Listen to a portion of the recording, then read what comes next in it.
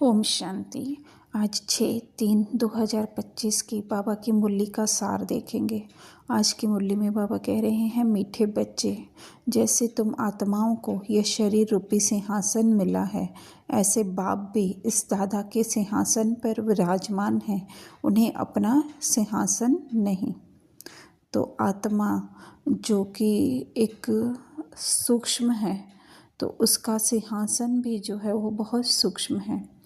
लेकिन हम सब अभी जो हैं वो शरीर के कहीं ना कहीं थोड़े से बांध में हैं, तो हमें ये शरीर जो है वो स्थूल मिला हुआ है, पर उसके ऊपर विराजमान होना अर्थात कि उस शरीर को चलाने के लिए हमें जो है वो मन बुद्धि संस्कार मिले हुए हैं।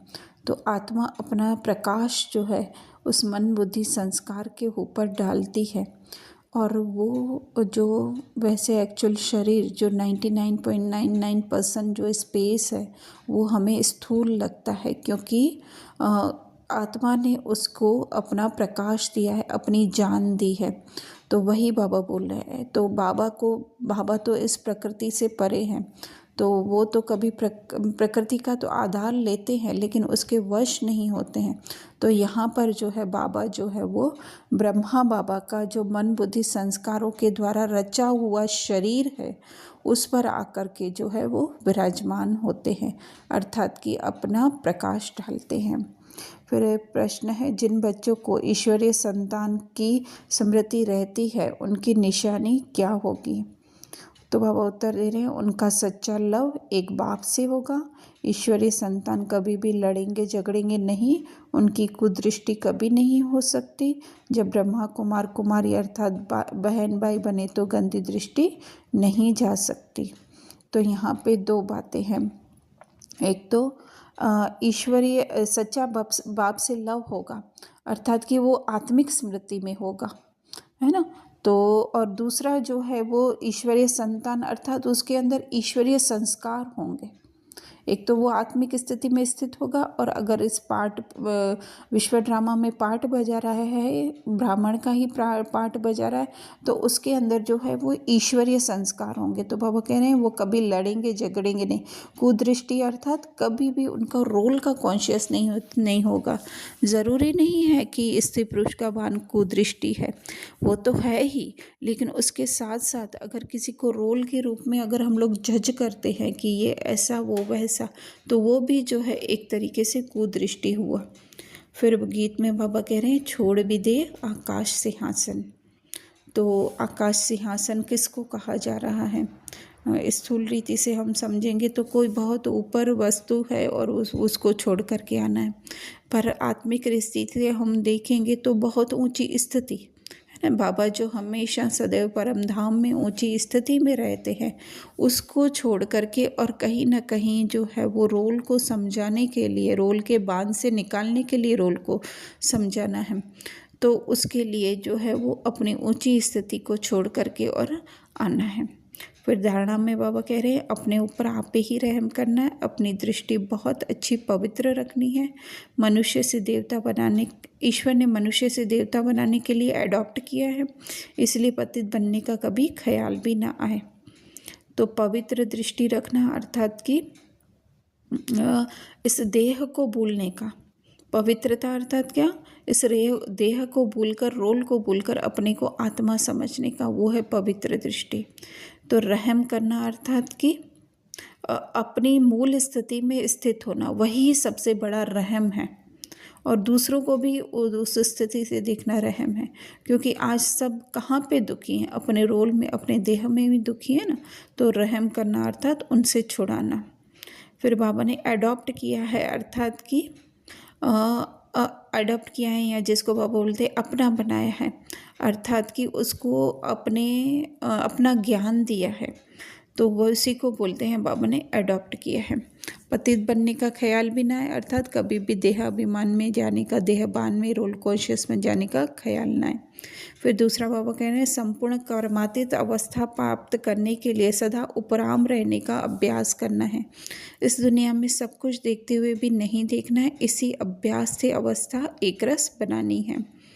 तो संपूर्ण और कर्मातीत अवस्था अर्थात कि कर्तापन का भाव हमारा संपूर्ण रीति से समाप्त हो जाए कि मैंने किया, चाहे अच्छा चाहे नहीं अच्छा, चाहे सेवाएं चाहे स्थूल, अगर हम लोग गृहस्थी में रहते हैं तो किसी में भी कर्तापन का भाव नहीं आए।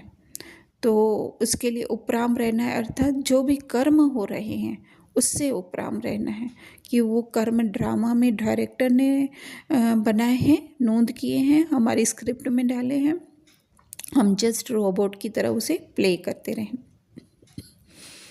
इस दुनिया में अर्थात बाहर की दुनिया को हमें नहीं देखना है, लेकिन आंतरिक हमारी आत्मा की दुनिया में जो कुछ भी हो रहा है वो उसी का इसके साथ कनेक्शन है, कर्तापन के भाव के साथ।